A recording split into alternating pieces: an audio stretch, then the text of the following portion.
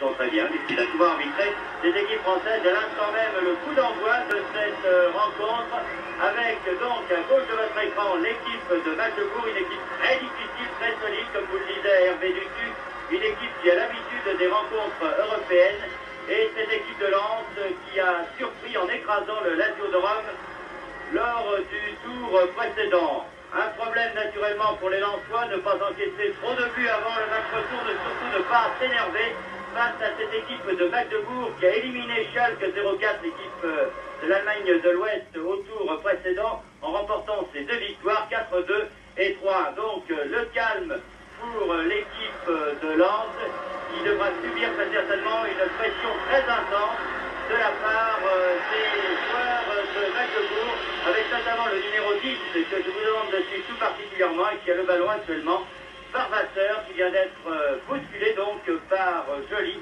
et qui bénéficie d'un coup franc qui va être tiré par Pomerenke, un international qui joue ici à Magdebourg. Un coup franc qui passe devant les buts de Tampé. Et c'est un corner qui va être tiré par Streich, le numéro 9, également à suivre de très près, car l'équipe de Magdebourg là, a bien failli ouvrir la marque par Hoffmann, qui était absolument tout seul devant Tampé. Attention Lensois, cette équipe de Magdebourg est une équipe très dangereuse, encore une fois, avec 3 attaquants redoutables qui sont le numéro 9, Streich, le numéro 10, Barvasseur, et le numéro 11, Hoffmann.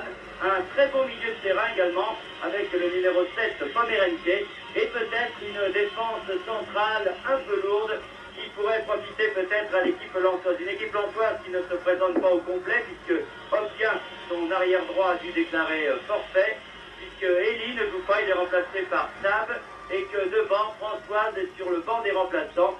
Il relève de blessures et Arnold Sovinski a voulu le laisser un peu au repos, peut-être rentrera-t-il en deuxième mi-temps. Une équipe lensoise qui subit depuis le début de cette partie la pression des Allemands, ça on s'y attendait, Bernard vous l'avez dit tout à l'heure, mais je pense que dans quelques minutes, une fois que le match sera bien lancé, notamment avec un Leclerc qui s'est bien intégré depuis qu'il est revenu à Lens, eh bien cette équipe lensoise va peut-être mettre en danger cette formation est-allemande redoutable, l'une des 2 meilleures de ce pays.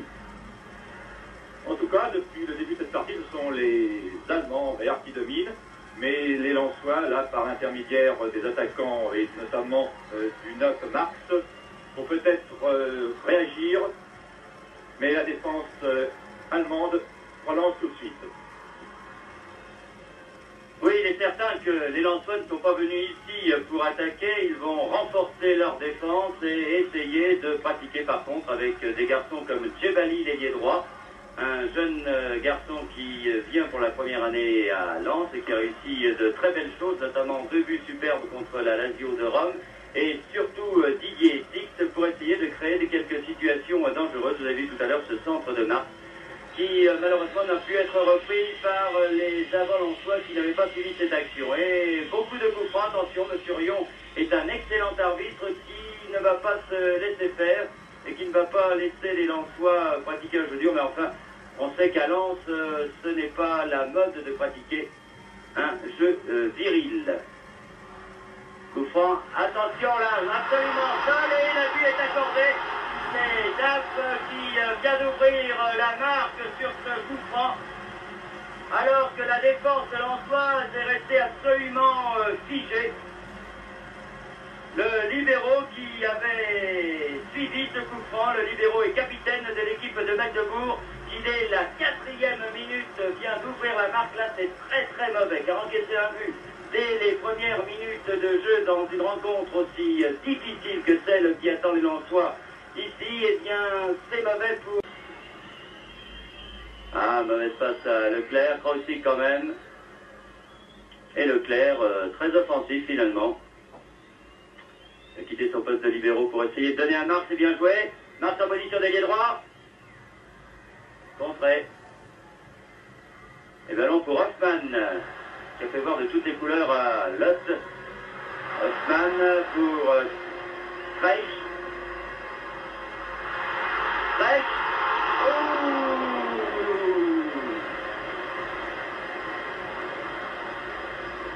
Vous avez vu qu'ils vont très très vite devant, Richard, ces Allemands.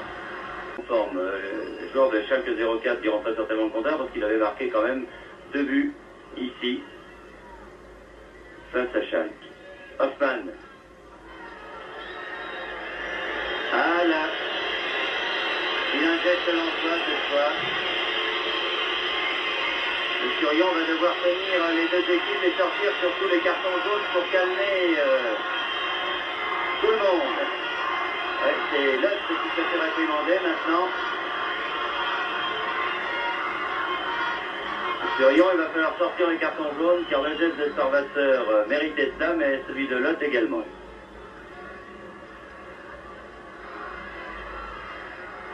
Balle battue.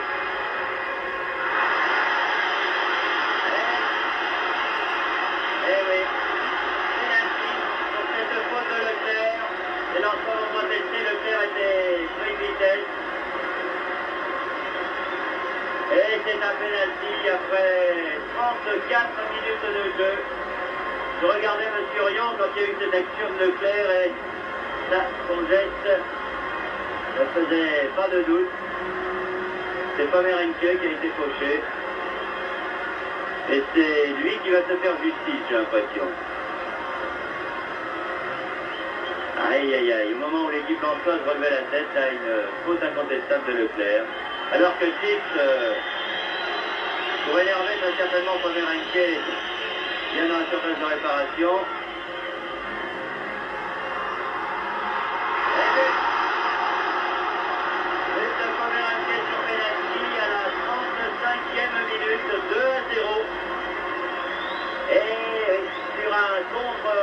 Donc de Magdebourg, Leclerc fait de vitesse, a fait une faute sur Pomerenke. Et donc 2-0, encore une fois après 35 minutes, ça devient difficile maintenant pour Lens. 1-0, c'était pas trop grave, mais à 2-0, alors que la première mi-temps n'est pas encore terminée, ça devient très sérieux pour les Lensois. Et c'est dommage que ça arrive à ce moment-là, parce que c'était précisément la période où les Lensois étaient bien repris. Enfin, espérons qu'ils pourront marquer au moins un but ici au stade de Magdebourg. Oui, mais quand on sait l'importance qu'ont les buts marqués à l'extérieur, maintenant qui part. Et Jacques fait une faute, dit M. Rion. C'est encore juste à la limite de la surface de réparation. Aïe, aïe, aïe. À chaque fois qu'ils marquent un but, du reste, les joueurs de Magdebourg, ils repartent de plus belle. Et ils vont très très vite devant. C'est incontestable et les défenseurs lensois ne doivent faire aucune faute. Et quand ils la font, eh bien, ils sont mis hors de position. Surion essaye de faire mettre le mur lensois à 9 mètres.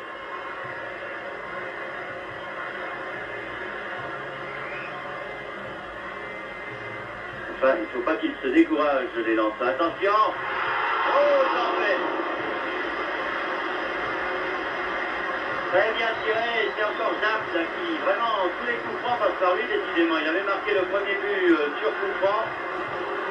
Et là, il a fallu vraiment un arrêt réflexe de Tempet pour détourner ce poulet de canon de Zap, le capitaine et libéraux de Magdebourg.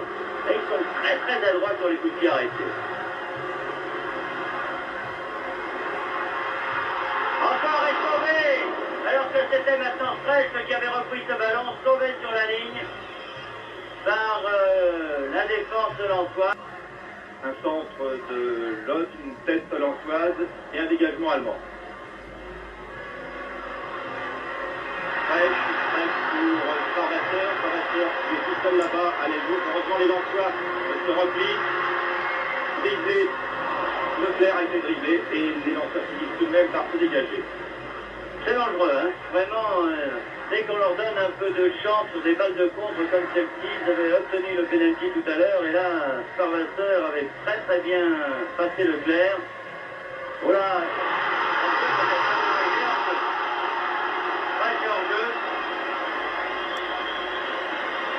Moi, ils me font grosse impression au niveau de la ligne d'attaque et on peut dire que beaucoup de travail en défense. Mais ce n'est pas facile. Stenbar.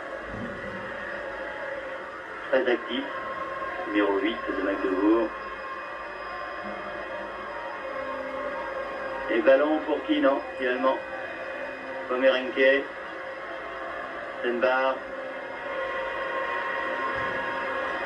Complètement raté.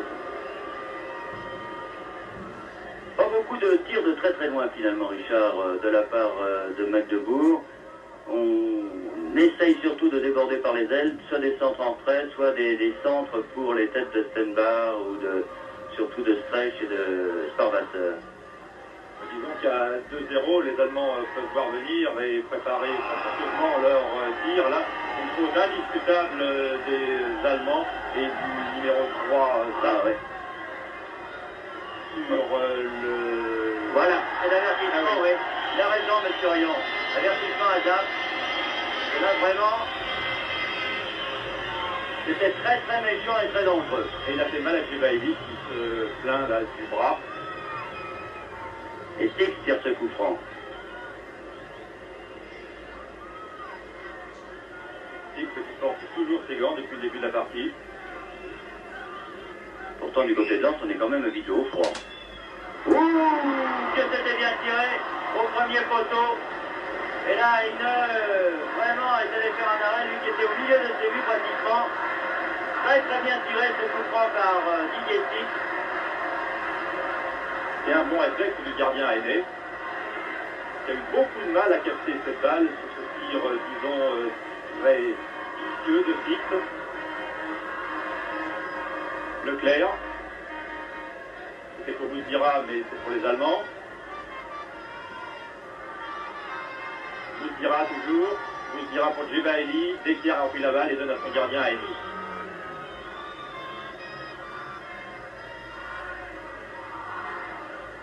Pomerenke pour Hoffmann. Hoffmann, heureusement, Flack est revenu et a pu dégager.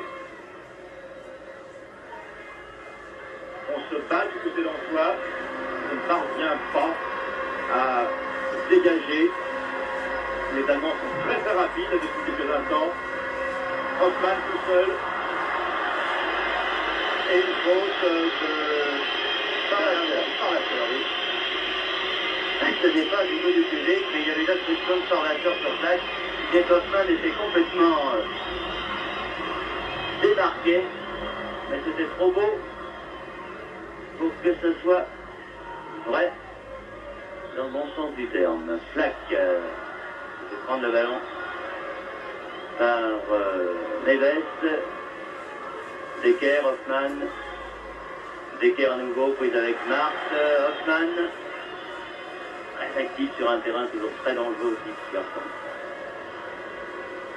Il avait débuté à moins de 20 ans en équipe nationale et qui avait été la grande révélation de l'équipe de l'Allemagne de l'Est lors de la Coupe du Monde jouée à Munich.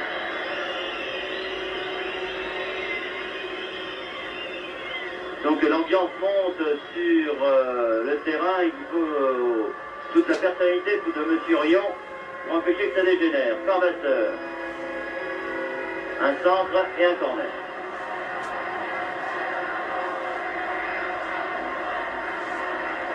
Un corner donc pour les Allemands là-bas. Tous les Lensois sont dans leur surface, excepté Marx. Là encore une très très belle action de Pomerenke. Et Joly a dû mettre en corner. Sur les coups de pied arrêtés, vraiment ils sont toujours très dangereux. Bon, sur les coups de pied arrêtés, du reste, leurs actions en contre sont toujours aussi très efficaces.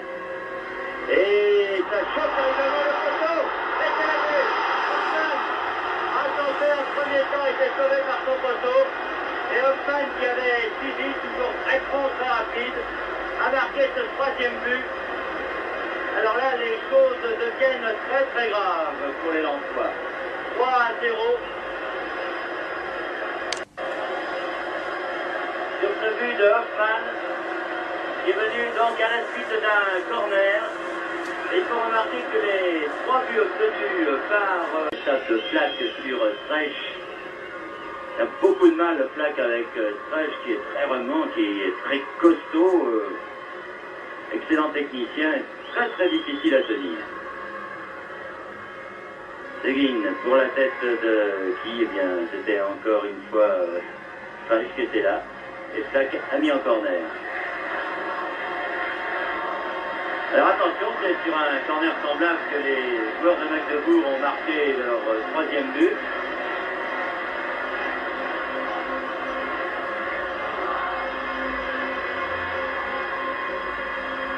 Voilà, Bouzdira est en fait.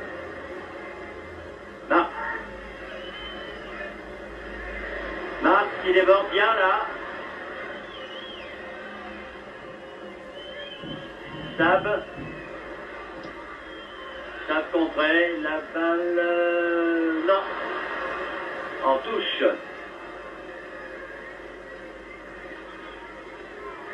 Kebali. Et ballon pour les Allemands qui jouent très décontracté, très bien Hoffmann en contre-attaque. Regardez comme il va vite. Remplacer le terre, très bien, trouve au centre, c'était le quatrième but. J'ai trouvé Stenbach, remontée fantastique de Hoffmann qui a offert sur un plateau le ballon à Stenbach. Ah, le public est ravi, les joueurs de Magdebourg aussi. Là, vraiment grosse erreur de la défense de Lens, complètement débordée sur cette action par la rapidité d'Hoffmann et sa clairvoyance aussi. Il a attiré vers lui à la fois Leclerc et Flack pour offrir sur un plateau ce ballon de 4-0 à Stenbach. Définitivement les Lensois qui sont déjà bien mal en point. Oui, vous savez, à 4-0 déjà, formateur. Oh, il en faut là. Alors là, voyez-vous, M. Rion aurait sifflé pénalty que personnellement, je n'aurais trouvé rien à dire. Et il est très gentil de n'avoir rien dit. Enfin, il était bien placé, il était à 5 mètres de l'action.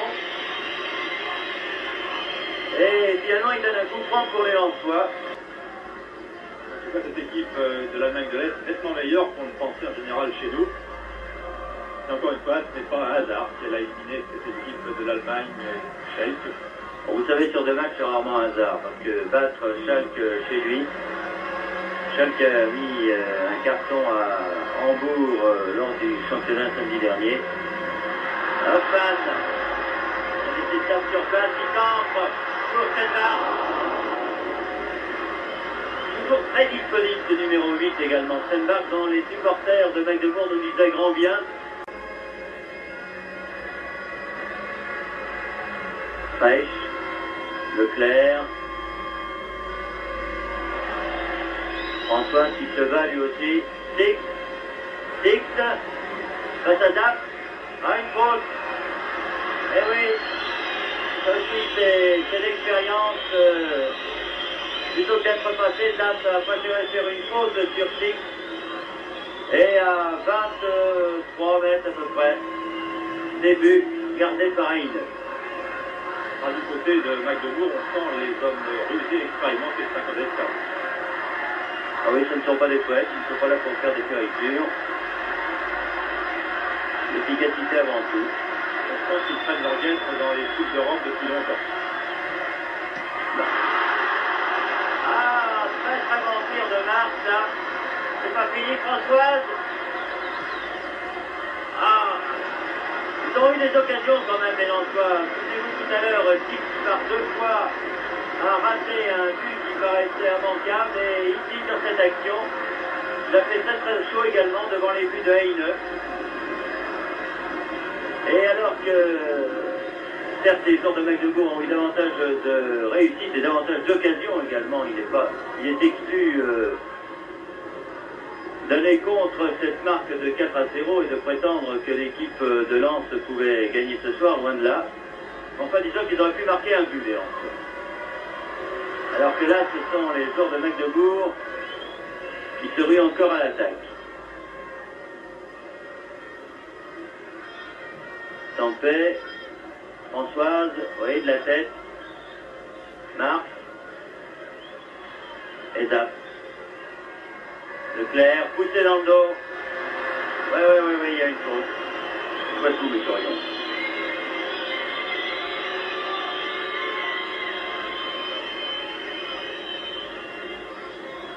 Jacques. Rosic.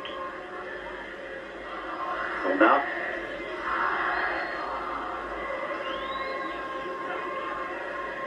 Ah, tout seul avec deux joueurs de Magdebourg et il obtient finalement un coup franc très certainement. Le but de touche à lever son drapeau, nous serions suite en vue de touche. C'est un coup franc, pratiquement un corner. Rien en fait depuis le début de ce deuxième mi-temps, Marc se retrouve toujours tout seul à l'aile droite, personne ne vient l'aider, c'est curieux. Il reste 2 minutes à jouer, toujours donc 4-0 pour Magdebourg face à Lens. Et oh, un arrêt super d'Aïnès sur cette tête de Joly. Les supporters lensois croyaient au but. Très avant en réflexe d'Aïnès. Il y a eu quand même quelques situations difficiles devant ces buts. Et qui s'en est toujours très bien tiré.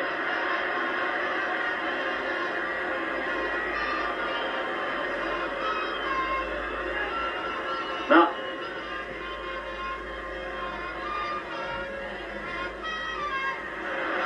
Il n'y a pas de fioriture, on dégage. Et on dégage n'importe comment, mais on touche. Non. X, et maintenant un corner. Ah, il faudra un but quand même pour cette équipe de Lens, qui le mérite, qui redonnerait peut-être un peu espoir aux supporters pour le match retour, que nous ne sommes pas sûrs de téléviser.